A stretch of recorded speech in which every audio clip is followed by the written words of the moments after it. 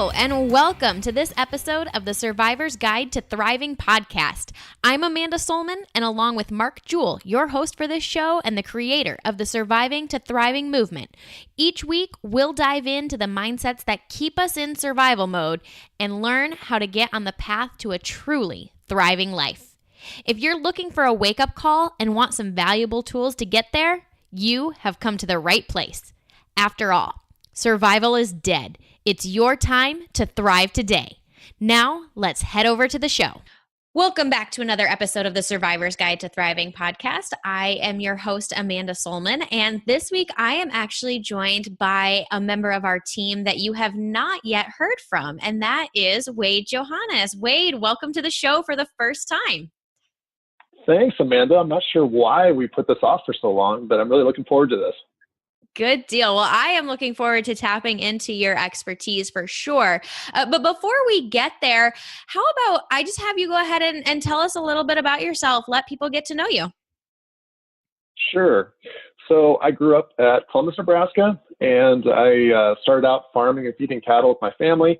And after a few years, kind of came to the realization that the family was suffering as a result of working together, and so took the opportunity to leave in 2005. Definitely the best decision that I ever made. Probably the most difficult decision I ever made, but definitely putting family ahead of business was the right solution, at least in this case. So had the opportunity to work for Cargill as a farm marketer between 2005 and 2009. It felt, even though it was just 3.5 years, Amanda, it felt like it was about 10. And the market was extremely volatile at that time, went through just a whipsaw up and down. And through that, I learned a tremendous amount, just learning from my farmers, actually, the ones that came out, just with a clear head, and they knew exactly what their game plan was, and just executed on it. And they didn't go through all the emotional ups and downs that everybody else was. And so I took what I learned from them and applied it in a different setting. I worked for a local cooperative here in Northeast Nebraska, Central Valley Ag. It's much smaller then than it is today, but had the opportunity to lead the Pro Edge grain team there for about 5 years. And we were really focused on building long-term relationships and earning business through those relationships. And that model was recognized throughout the organization as something that they wanted in other areas. So I was asked to serve as vice president of sales, and which was over agronomy, grain, and feed, and had a real excitement about what that was going to look like. And about 6 weeks later, they announced that they were going to merge. So then everything that I thought I knew started to change. So I served as VP of agronomy sales for a couple of years, and have been with Mark Jewell since July of 2016. So almost 2 years now.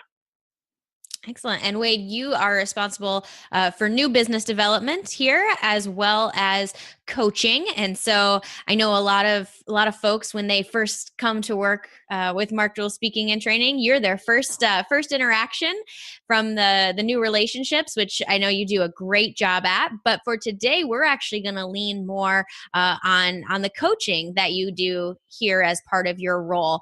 And so for those of you who aren't as familiar with our team, we coach all sorts of folks, right? Early career, mid-career, executive level, people in their personal lives, right? We kind of cover the gamut. But I would say that across the board, there are definitely certain audiences that each of us kind of gravitate towards. I work with a lot of early career folks. And Wade, I know the audience that you gravitate towards with a lot of folks that you work with are those in more senior levels, right? So, they might be vice presidents or division directors, maybe even C-suite in those, CEO, COO, CMO, anything that starts with a C, right? Type roles. And so that's where I wanted to pick your brain today. I actually just had a podcast last week with Christina and John where we were talking about what it's like to be a young manager, somebody who is maybe in their 20s and is getting the opportunity to lead a team for the first time. But I want to take it from a little different angle in the conversation with you this week and talking more about those people at higher levels of leadership and what goes into those folks taking care of themselves and really optimizing their growth and their leadership capabilities. So, kind of to lead us in, I'm curious, what is it about senior leaders that you really enjoy working with in coaching? And I know you also do some strategic facilitation and things like that with these people. Yeah, so I guess, first and just to start things off, I've been there. So I've been in their chair, whether it's agronomy or grain or sales or marketing, I've been in their seat. And so I understand what it is that they're going through. So I relate very well with them just because of that commonality. But, I do have self-improvement as a strength. So I'm always looking to get better. And I know on the MJST team, everybody likes to joke about how I like to collaborate. But I really enjoy learning from other people and seeing, okay, what's working here and what can we take away from this and what can we apply on a bigger scope. And so I enjoy the complexity of it. I enjoy the variety of it. And what we do impacts a lot bigger audience in terms of how we lead our team, how we lead our organizations, how we serve our customers and our patrons. Yeah, I think the critical piece in there that I know we've had internal discussions about, there's value to coaching at all levels of your career, and I think most of the people who have worked with us would recognize that.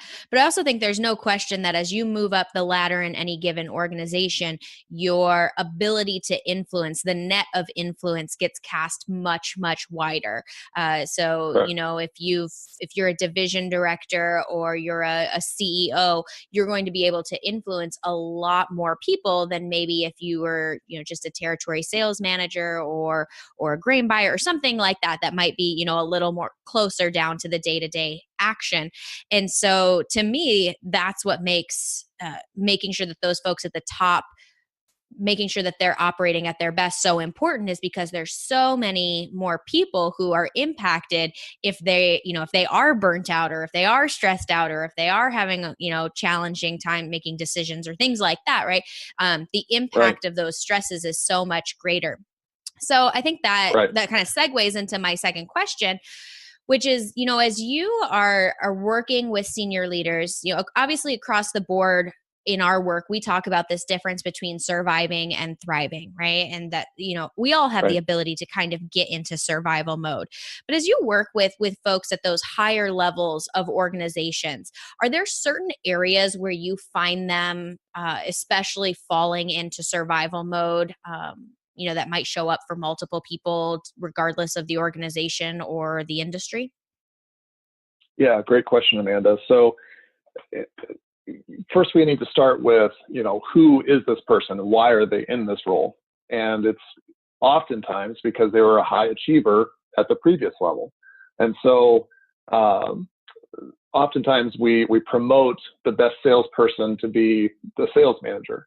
And that's something that, here at MJST, we talk through with the people making the decision, because that's not always the right answer. And yes, we oftentimes want that next rung on the ladder, but we need to look at the job description and what we're going to be doing on a day-to-day basis and figure out, is this really what I want? Or is this more about the title or, the promotion? And if we're honest with ourselves, as we ask our clients to be, oftentimes we're chasing the wrong thing. And so is there another right answer where we can utilize our strengths and have more fun doing what we do best? So I start with that. And we oftentimes, like I said, promote the person who's the highest performer, which often leads into managing instead of leading. So somebody becomes so focused on the task and getting stuff done that they're not focused on things like developing the team around them and looking out into the future, because if something starts to fall in around in the team around them, they know the job so well, they jump in and they save it. And as leaders, we have to be comfortable letting our team fail from time to time. Now we have to understand the situation and think through, okay, is this something that we can learn from, or is this too critical? Of course, but becoming a leader is a different set of responsibilities than it is to be a manager. So a couple of other things on this subject, but just becoming too focused on the P&L, making decisions that are going to get us to a number instead of doing the right things for the right reasons for the right long-term outcome. Another thing, and I know this is one of your favorites, Amanda, but improper communication, making assumptions as to what somebody knows or what they should understand. That's part of checking back in and asking questions. So people don't always believe what they hear us say, but they always believe what they hear themselves say. So when we ask questions instead of telling them, we can oftentimes get to a different end result. A couple of statements that I think kind of open up a dialogue, a two-way dialogue, instead of being told this is what I'm supposed to do. But as a leader, help me understand, how are you feeling about this upcoming project? Where are you at on this? Is there anything that you need help with? It takes more time, but you can develop your team a lot better by looking at the long-term outcome instead of just getting this nearby task done. So looking at it in terms of long-term versus short-term, it's not easy, but being very intentional about making sure that takes place. Those are a few things. And, I think the last thing that people in the senior leadership level fall short on, they're so focused on what has to get done, they lose sight of what really matters to them. So they give up on taking care of themselves, and they just, grab the burger and fries at lunch instead of, the salad, or preparing their lunch the night before, or I'll eat later. And when we do that, we can only do that for so long before it catches up with us. And that's something that I know we talk about at MJST, but the king eats first, the queen eats first. And when you take care of yourself, you're further strengthened so you can take care of more people in other areas. So those are the things that come to mind, and some things that, especially at the senior level, where we fall short.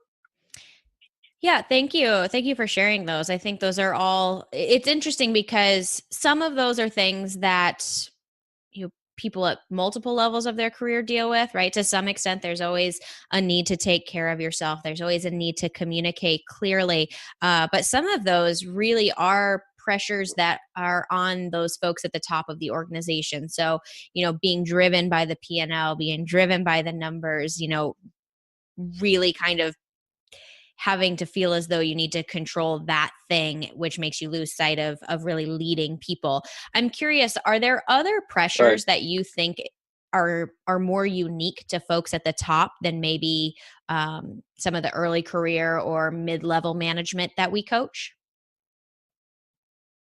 Yeah, great question. So I know, like at the senior leadership level, there's pressure to perform, by your supervisor, your leader, if that's the GM, CEO, whoever that is.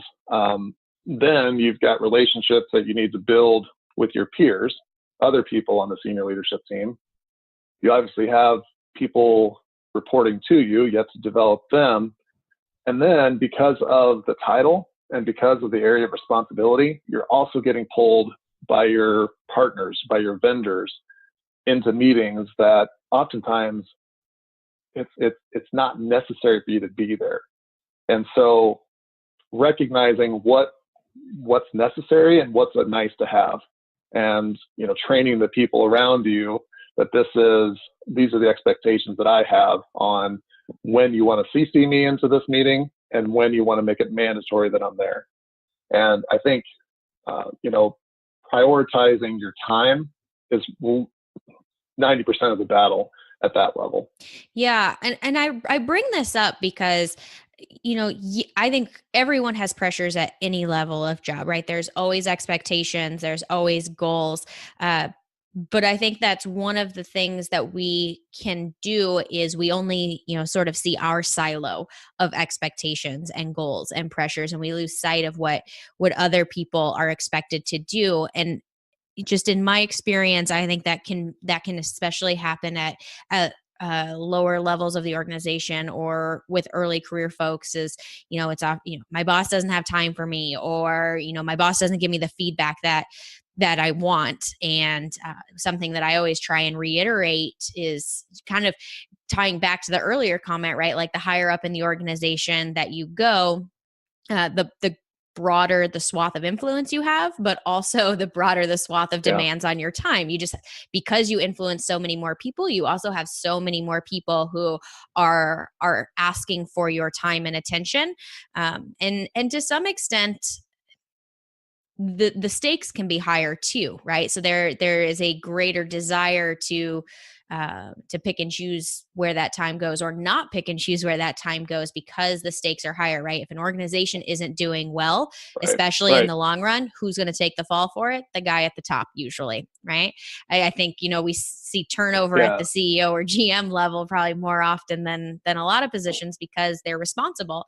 And so I think it's good for people in other levels of the organization to recognize, the pressures that the people who are not in their shoes go through. So just kind of that, I think that empathy can go a long way yeah, sometimes. yeah. I think. Well, I mean, to your point, Amanda, the decisions that they make, they can influence a greater area. But if it's the wrong decision, it also influences a bigger area. And so, when you are a division head, whether it's a VP or even a GM, um, oftentimes we take the success or failure of our organization and we take it personally. That becomes our identity, and that's something that in coaching we work towards, to help people understand that, okay, just because you're the VP of agronomy, that's not who you are. That's what you do. That's not who you are. And when you get that separation, all of a sudden the decision making process and the stresses that we internalize start to change and dissipate. Mm-hmm. So, as you are working with some of your more senior leader clients, and I know you've done some things where you've worked with entire leadership teams, as well as coaching or guiding individual leaders within an organization, are there certain concepts or certain topics that you maybe dig into that people really resonate with, that you would want to share with folks listening? Yeah. So making sure that we are leading the right way, and the right way is your right way. Oftentimes, well, I like to say that we judge ourselves by our intentions and we judge others by their actions. And when you think about that, I know I wanted to do that, but I got busy. But if somebody else didn't do that, we'd be upset that they didn't do that. And so having, one coaching topic that I do with all of my clients is around the subject of integrity. And it's a subject that I know when I was growing up, I was expected to understand it, but we never talked about that.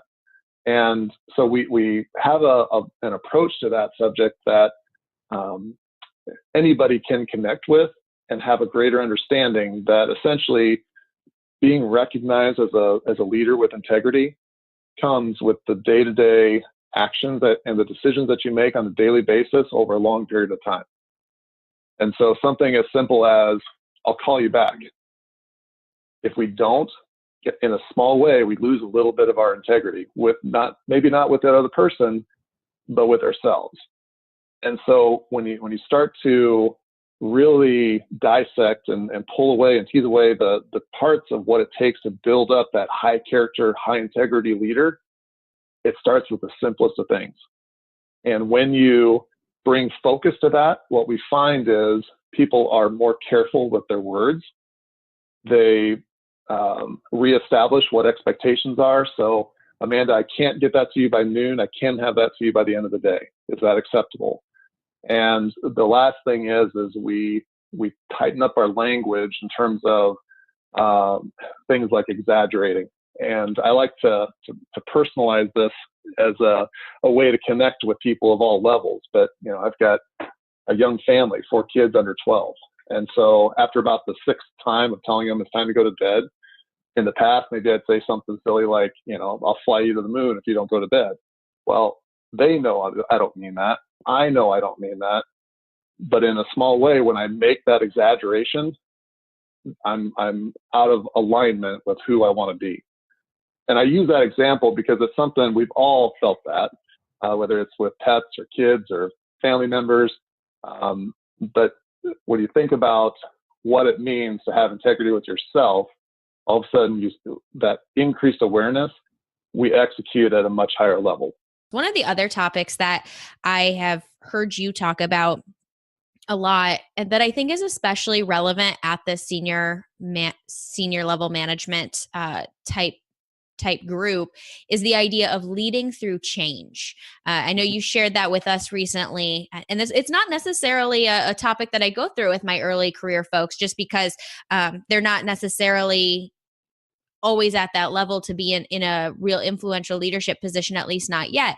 And so I'm curious if you can kind of give me the Cliff's Notes of that idea, because I think it's one that that many senior managers will probably have to deal with at some point in time. If you look, obviously we work a lot in agriculture, and I think the number of mergers and acquisitions and, selling the business or downsizing or growing, or, like, things are constantly changing. And it would seem to me that it can be very difficult to be in the position of a senior leader during those ebbs and flows of what's going on. I know, some companies I've worked with in the past that were going through things like mergers and acquisitions.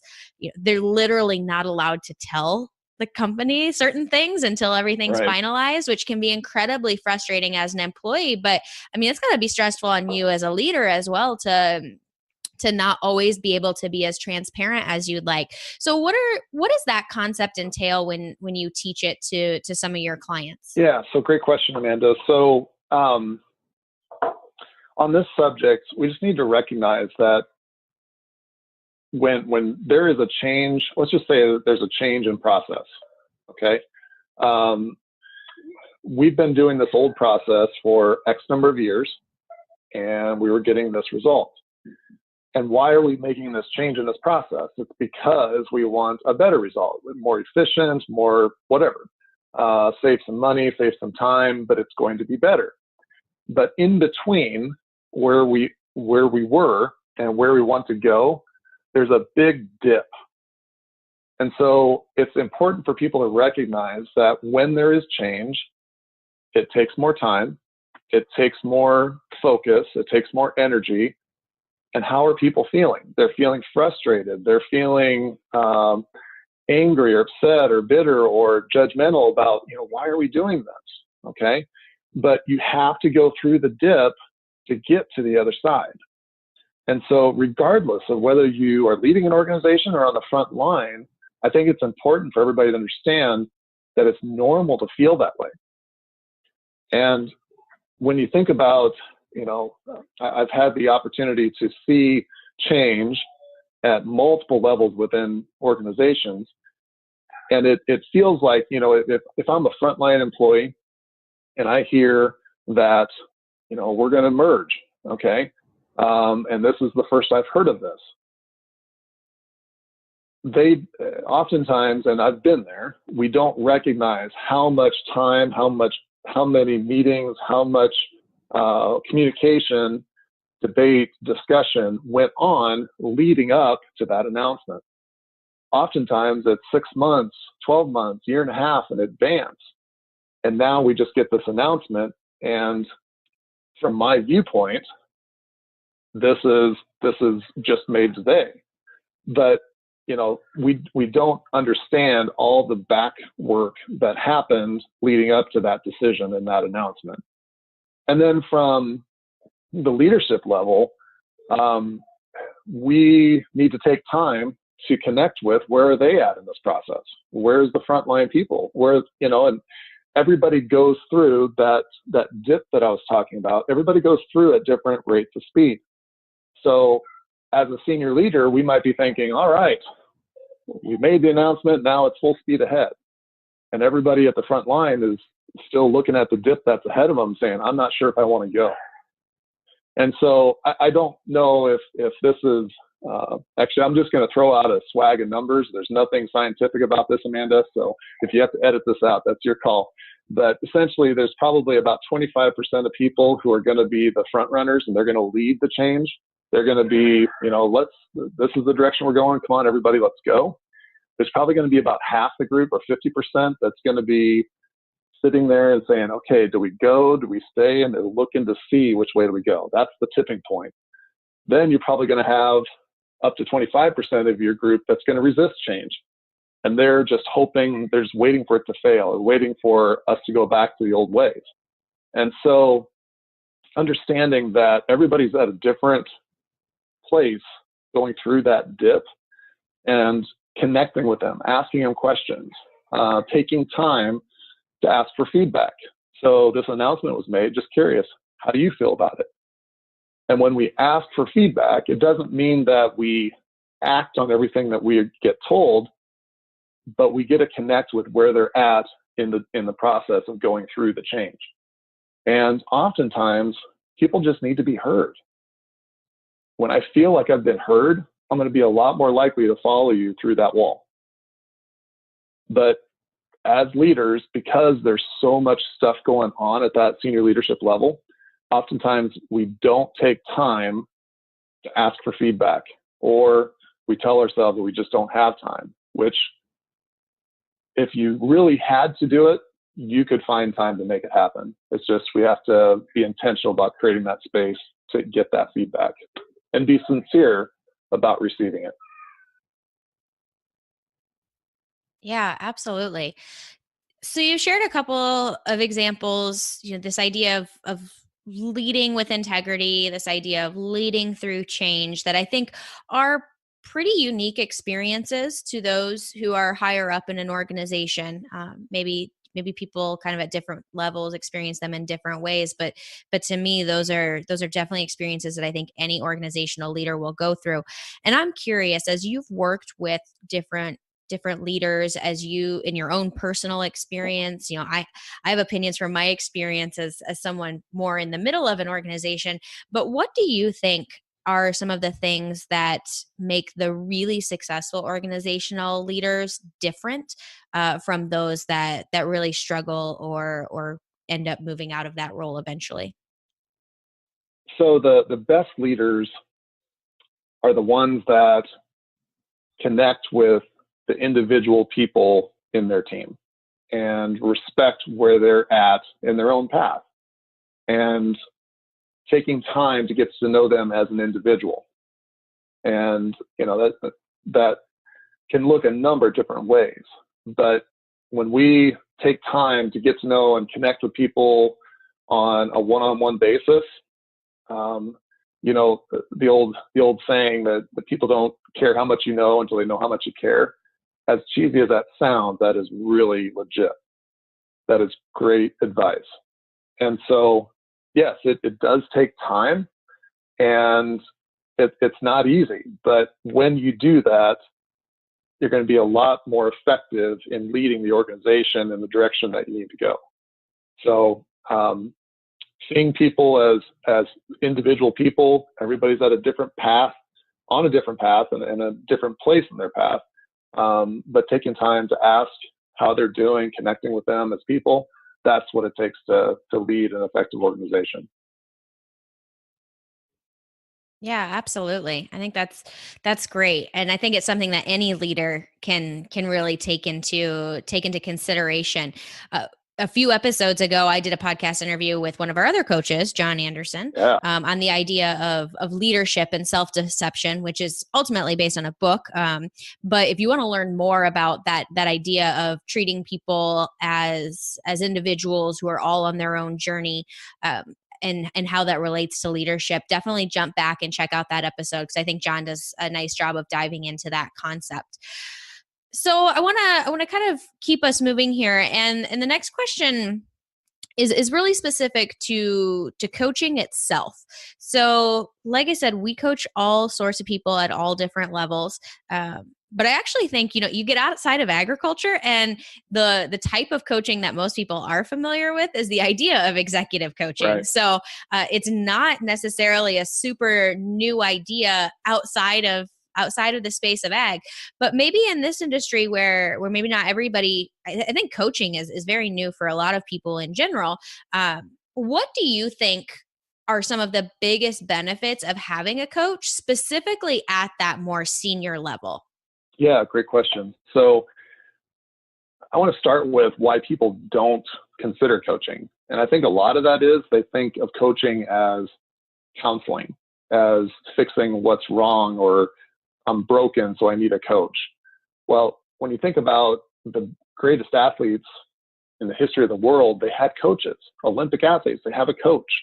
Do you think Michael Jordan had a coach because he didn't know basketball? He had a coach because a coach helps you become better. And he can see what your potential is, not just where you're at presently. And so I love this Matthew Kelly quote, no one achieves excellence without coaching. So being comfortable that coaching is an asset, it's something to be embraced, not I'm being punished or I need to be fixed. Okay. The other thing is, we talk about the value of coaching as being perspective, feedback, and accountability. And when you're at that senior level, it's real easy to feel like you're on an island. Like, everybody has their own problems. Nobody has time to help me with mine, or to help me work through whatever the situation is. And so having a third party perspective, you look at the situation with a clear set of eyes, and you can identify things that maybe, I can't see the forest through the trees type of mentality. I'm too close to the situation. So that third party perspective is even more valuable because of the size of the decisions that you're making. The second piece of that is feedback. And when you think of the best coaches of all time, they didn't tell you what you wanted to hear always. They tell you what you need to hear. And so feedback is constructive, but, hey, do you recognize the fact that you're saying one thing and modeling another? And so sometimes that feedback hurts, but being open to that and understanding that this coach is here to make you get better, not to criticize or judge. And then the third thing is accountability. And I see this especially at the GM, CEO level. I'm not thinking of anyone in particular, but just simply when I get to that level, yes, I have a board of directors or owners that I'm ultimately responsible for. But if I say I'm going to do something and I don't follow through on a day-to-day basis, who's there to hold me accountable to it? And, how I show up here is likely how I show up there. And so that accountability is even more significant when you get to the top of the pyramid and, you feel like you're on an island or I'm the only one going through this. No one is there to understand. So having that outlet is even more critical when you get to that level. Yeah, for sure. And I think too, this is something that we've sort of tapped into, this idea that as you go higher up the chain, right, the pool gets smaller and smaller. So if you look across the country, right, there's tons of salespeople, right? There's tons of frontline people. There's tons of account executives, tons of grain buyers, right? Like those people who are kind of at the ground level in the trenches every day. There's lots of them. So if you wanted to really go out and build a network with people who are in a similar role to you, chances are you can find somebody in probably fairly close proximity, right? Who's Right. going through Right. something similar to what you are. Even in your organization, right? Like chances are you're not even the only one of those people in your organization. So you can create a cohort. But like if you're the CEO, you are the only one in your organization who knows what it's like to fill that seat. And even Yeah. as you look across the country, right, there's just not as many people who are filling that role at the top of any given organizational pyramid. And so one, I think having a coach who can bring in that perspective is really helpful. But I know that's something we've focused on here at MJST as well, is how do we connect some of those people, because we are involved in multiple businesses, and not that we're, ponying up competitors per se, but like to help people create that network of people who are experiencing similar things to them. We're going into our second year now of our Executive Leader Summit, which brings together folks in that position to help them kind of build a network of people who, beyond their coach, they can go to say, what did you do in a similar situation, or what advice would Right. you have for me? Because it Right. is hard to feel like you're on an island, and that you don't always know what you're doing or whatever. Yeah. So when you go back to the origin of the mastermind group, it was the business leaders in the early 20th century. So, the Andrew Carnegies and the Henry Fords, the Thomas Edisons, who got together periodically and just said, okay, so here's what I'm dealing with. Has anyone experienced this before? And when you network with that with that group of people, you don't have to find every pothole in the road yourself. You can learn from others' past experience and get a different perspective and consider their feedback. Absolutely. And I think that's actually a really good segue into the next question I was going to ask. So, Wade, I know you are a lover of all things information, whether that is books or podcasts or articles, blog posts. I've never met someone who reads as much as you do, and I love that. But out of curiosity, as you look specifically at senior level managers, senior level leaders, what are some resources that are out there that you think are really helpful for them doing, exactly what you're talking about, just outside of a mastermind group, but learning from other people who have been through what they're going through? What kind of resources would you recommend to them? Well, and so part of this is, just how I'm naturally wired. I have that self-improvement strength. So I want to take in new information. I want to learn. But when you consider all the biographies that are available out there, I mean, it's just unbelievable what you can learn from other people who have gone through their own experience. And it's amazing to me how many times what I'm reading or what I'm listening to on audible.com, what I'm listening to applies with what I'm working on right here. And so when you start taking in different information, what I found in my own personal life is that I responded differently when the situation came up. And so, the old saying, junk in, junk out. Well, if you are taking in positive information, whether it's podcasts or books or motivational tapes or just talking and networking with positive, like-minded people, you're going to respond differently when stuff blows up at work or stuff blows up at home. And so, you're going to just handle that situation differently. And I experienced that firsthand. I haven't always been this way. And I haven't always taken time to read and to listen to good, positive information. But when I did, my career shifted, my life shifted, and there's no way I'm ever going back. There are a few books that I consider mandatory reading. And it starts with The Five Dysfunctions of a Team by Patrick Lencioni. I know one of our partner clients, they read that going into their senior leadership, going to an MJST live event, and it completely laid the groundwork for what they were going to do as a team. And that book is absolutely mandatory reading. Other things like Good to Great, which is, I think now 20 years old or close to that, 15 at least. That was what I had my team read when I was building them up and developing them. And when you start to take in that different information, conversations change. And it's amazing how many times that common understanding comes up in a conversation as part of the solution to how we're going to handle this. And so I think things like that. Also, I love biographies. I love learning about, Amanda rolls her eyes whenever I bring this one up, but Winston Churchill, he's got a fantastic biography. It's actually a trilogy. And get this, each one of those books is 1,100 freaking pages long. But when I was reading it, I could not put it down. And I learned so much from that and how he was making decisions and why he made decisions. that, that was some of the best time I've ever spent. I guarantee by the time I'm done, I'll have read that a second or a third time by the time it's done. So Yeah, absolutely. Those are really good ones. I'm actually going to add one more to your list, Wade, because I know that this one comes up for a lot of people, and especially the folks that you coach. And that is an article titled, "I'm Not a Lone Wolf," that was put out by Bleacher Report several years ago now. And we always have to caveat that you have to read the article regardless of who the article is about, depending on your sports fandom of choice.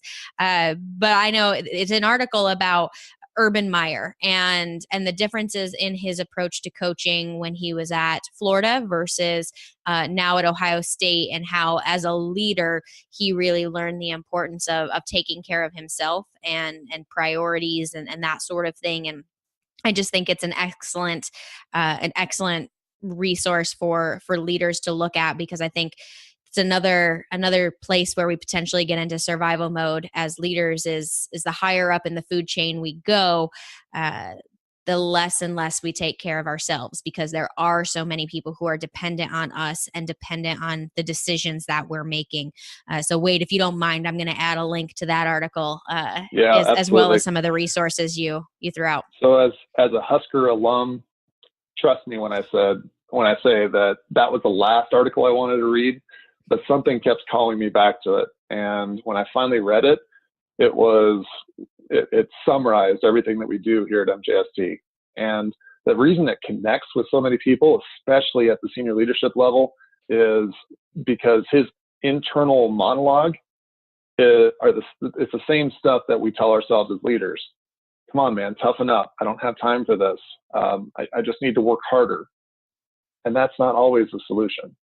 And so taking care of yourself, getting your own self right, empowers you to have a greater influence with the people around you. Absolutely. So we're bringing this one in here for a landing. And so I've got one more question, and then I'll let you add any lingering thoughts. But kind of looking across your experience, both as a coach and as a senior leader personally, what's just a couple of pieces of advice that you might give to someone who's in that role, who um, maybe is struggling or maybe is wondering how they can grow their capacity as a leader? What advice would you give them? Yeah. So the lowest hanging fruit for anyone, regardless of where they're at in the organization, the lowest hanging fruit is to start a morning ritual. I know we talk about that on other podcasts and in coaching, but getting up early and taking care of yourself first, although we think we need more sleep, we think we need that rest, it's amazing how that shifts in terms of how you show up on that first call and or in that first meeting. So morning ritual, it's an absolute necessity. If you look at the greatest leaders in the world, 90% of them have a morning ritual. And it's because if I wait till the end of the day to go work out, guess what happens? My calendar caves in or something comes up or I don't feel like it. And next thing you know, I'm not doing it. So you have to do what's most important first. So that's when I work out. That's when I do things like journal and meditate and read. And when I do that first, man, the rest of the day, it's so much easier. Somebody said it's like adding a runway to your day. And this is a new vice president, but somebody that was just promoted into that position, he just started working on a morning ritual. And on his next coaching call, his biggest challenge was to try to figure out what to do with the extra hour of his day that he didn't know that he had. You don't hear that very often.